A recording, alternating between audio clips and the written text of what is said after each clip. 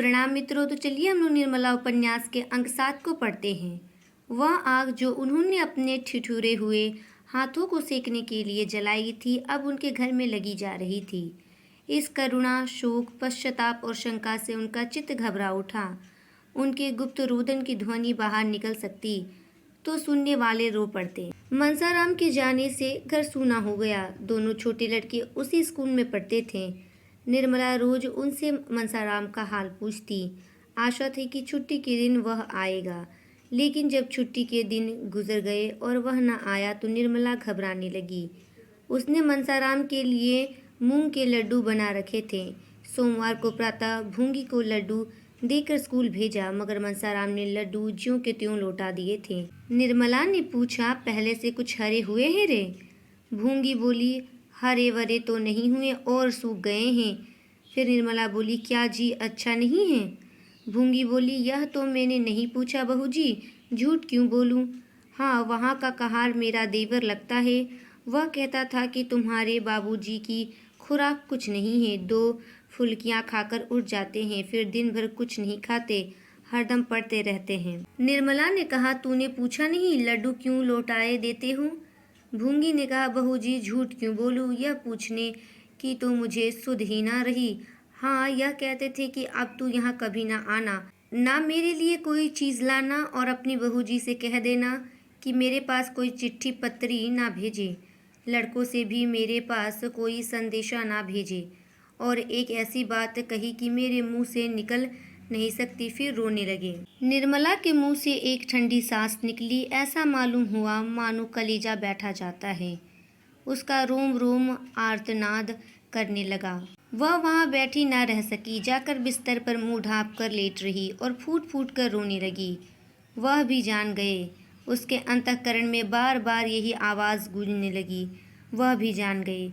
भगवान, अब क्या होगा? जिस संदेह की आग में वह भस्म हो रही थी, अब शतगुणा वेग से धधकने लगी। उसे अपनी कोई चिंता न थी। जीवन में अब सुख की क्या आशा थी जिसकी उसे लालसा होती? उसने अपने मन को इस विचार से समझाया था कि यह मेरे पूर्व कर्मों का प्रायश्चित है। कौन प्राणी ऐसा निर्लज होगा जो इस दशा में बहुत दिन जी सके?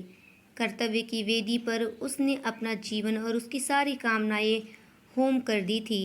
हृदय रोता रहता था, पर मुख पर हंसी का रंग भरना पड़ता था। जिसका मुंह देखने को जीना चाहता था, उसके सामने हंस हंस कर बातें करनी पड़ती थी।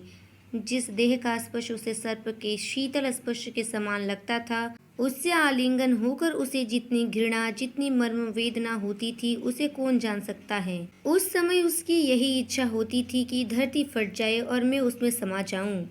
लेकिन सारी विडंबना अब तक अपने ही तक थी। अपनी चिंता उसने छोड़ दी थी, लेकिन वह समस्या अब अत्यंत भयंकर हो गई थी।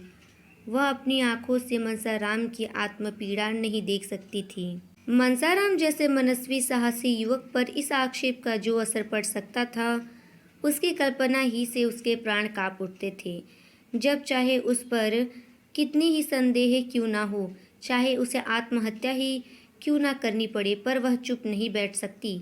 मनसाराम की रक्षा करने के लिए वह विकल हो गई। उसने संकोच और लज्जा की चादर उतार कर फेंक देने का निश्चय कर लिया। वकील साहब भोजन करके कचहरी जाने से पहले एक बार उससे अवश्य मिल लिया करते थे। उनके आने का समय हो गया था, आ ही रहे होंगे। यह सोचकर निर्मला द्वार पर खड़ी हो गई और उनका इंतजार करने लगी। लेकिन यह क्या, वह तो बाहर चले जा रहे हैं। गाड़ी जुतकर आ गई। यह हुक्म वह यहीं से दिया करते थे। तो क्या आज वह ना आएंगे? बाहर ही बाहर चले जाएंगे? नहीं, ऐसा नहीं होने पाएगा। उसने भूंगी से कहा, जाकर बाबूजी को बुला ला, कहना एक ज़रूरी काम है, सुन लीजिए। मुंशी जी जाने को तैयार ही थे। यह संदेशा पाकर अंदर आए, पर कमरे में न आकर दूर से ही पूछा, क्या बात है भाई, जल्दी कह दो, मुझे एक ज़रूरी काम से जाना है। अभी थोड़ी देर हुई, हेडमास्टर साहब का एक पत्र आया है कि मनसाराम को ज्वर आ गया है। बेहतर हो कि आप घर पर ही उसका इलाज करें, इसलिए उधर ही से होता हुआ कचहरी जाऊंगा। तुम्हें कोई खास बात तो नहीं कहनी है? निर्मला पर मानो वज्र गिर पड़ा। आंसुओं के आवेग और कंठ स्वर में घोर संग्राम होने लगा। दोनों पहले निकलने पर तुले हुए थे। दो में से कोई एक कदम भी पीछे हटना नहीं चाहता था। कंठस्वर की दुर्बलता और आंसुओं की सबलता देखकर यह निश्चय करना कठिन नहीं था कि एक क्षण यही संग्राम होता रहा तो मैदान किसके हाथ रहेगा। आखिर दोनों साथ साथ निकले, लेकिन बाहर आते ही बलवान ने निर्बल को दबा दिया। केवल इतना मुंह से निकला, कोई खास बात नहीं थी, आप तो उधर जा ही रहे हैं। मुंशी जी ने कहा, मैंने लड़कों से पूछा था तो वे कहते हैं कल बैठे पढ़ रहे थे, आज ना जाने क्या हो गया। निर्मला ने आवेश से कांपते हुए कहा, यह सब आप कर रहे हैं।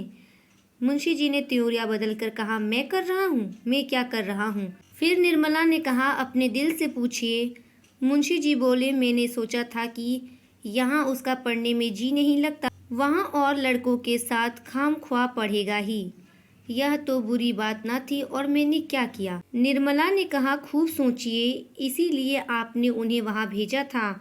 आपके मन में और कोई बात ना थी। मुंशी जी जरा हिचकिचाए और अपनी दुर्बलता को छिपाने के लिए मुस्कुराने की चेष्टा करके बोले, और क्या बात हो सकती थी, भला तुम ही सोचो।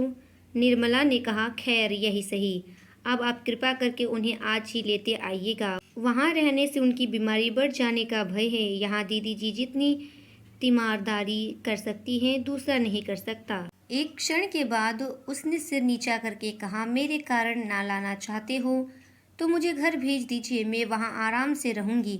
मुंशी जी ने इसका कुछ जवाब ना दिया, बाहर चले गए और एक क्षण में गाड़ी स्कूल की ओर चली। मन, तेरी गति कितनी विचित्र है, कितनी रहस्य से भरी हुई, कितनी दुर्भेद्य। तू कितनी जल्द रंग बदलता है। इस कला में तू निपुण है। आतिशबाजी की चरखी को भी रंग बदलते कुछ देरी लगती है, पर तुझे रंग बदलने में उसका लक्षांश समय भी नहीं लगता। जहाँ अभी वात्सल्य था, वहाँ फिर संदेह ने आसन जमा लिया। वह सोचते थे, कहीं उसने बहाना तो नहीं किया है। मनसाराम 2 दिन तक गहरी चिंता में डूबा रहा। बार बार अपनी माता की याद आती, न खाना अच्छा लगता, न पढ़ने ही में जी लगता। उसकी काया पलट सी हो गई। 2 दिन गुजर गए और छात्रावास में रहते हुए भी उसने वह काम न किया जो स्कूल के मास्टरों ने घर से करके लाने को दिया था। परिणाम स्वरूप उसे बेंच पर खड़ा रहना पड़ा। जो बात कभी न हुई थी, वह आज हो गई। यह असह्य अपमान भी उसे सहना पड़ा। तीसरे दिन वह इन्हीं चिंताओं में मग्न हुआ अपने मन को समझा रहा था। क्या संसार में अकेले तेरी ही माता मरी है? वी माताएं तो सभी इसी प्रकार की होती हैं। मेरे साथ कोई नई बात नहीं हो रही है। अब मुझे पुरुषों की भांति द्विगुण परिश्रम से अपना काम करना चाहिए। जैसे माता पिता राजी रहें, वैसे उन्हें राजी रखना चाहिए। इस साल अगर छात्रवृत्ति मिल गई तो मुझे घर से कुछ लेने की जरूरत ही ना रहेगी। कितने ही लड़के अपने ही बल पर बड़ी बड़ी उपाधियां प्राप्त कर लेते हैं। भाग्य के नाम को रोने कोसने से क्या होगा। इतने में जियाराम आकर खड़ा हो गया। मनसाराम ने पूछा, घर का क्या हाल है जिया? नई अम्मा जी तो प्रसन्न होंगी। जियाराम ने कहा, उनके मन का हाल तो मैं नहीं जानता, लेकिन जब से तुम आए हो उन्होंने 1 जून भी खाना नहीं खाया।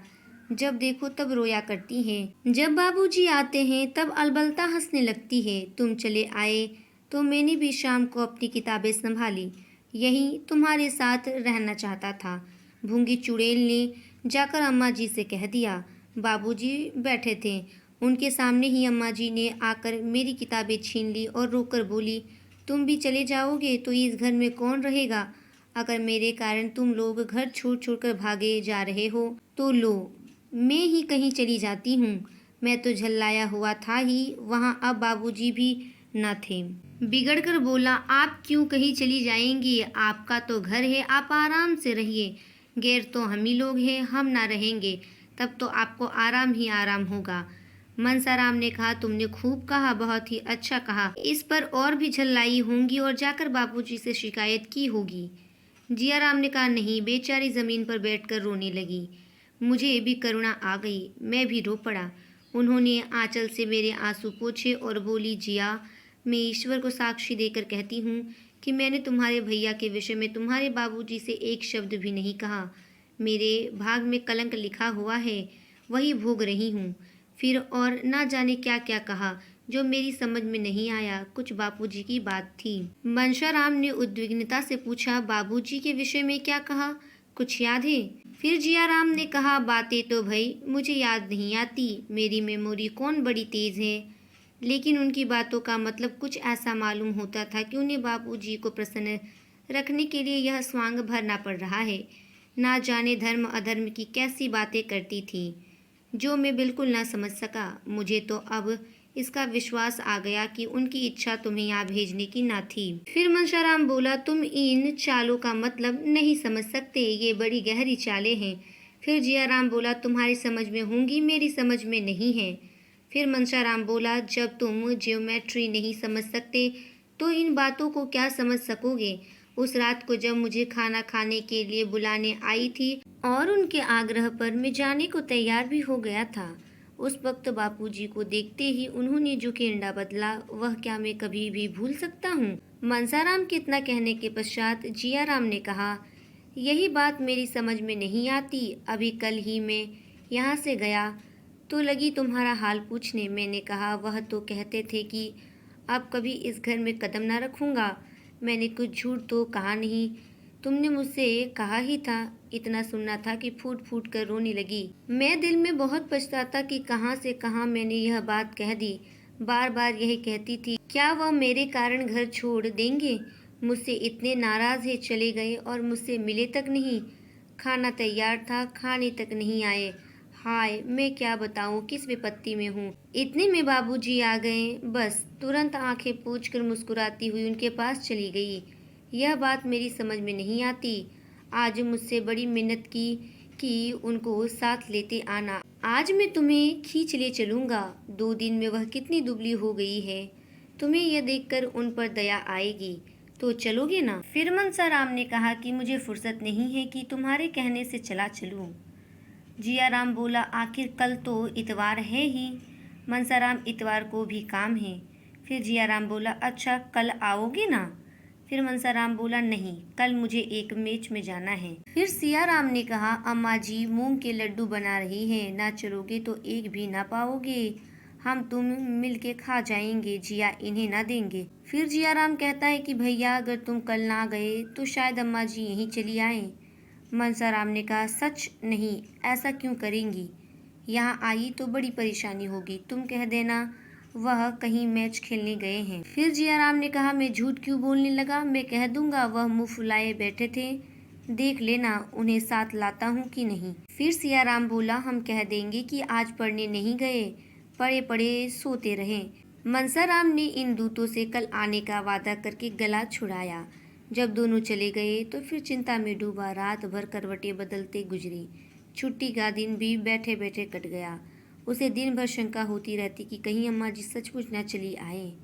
किसी गाड़ी की खड़खड़ाहट सुनता तो उसका कलेजा धक धक करने लगता, कहीं आ तो नहीं गई। इसके आगे के उपन्यास को हम अगले वीडियो में पढ़ेंगे। तब तक के लिए धन्यवाद।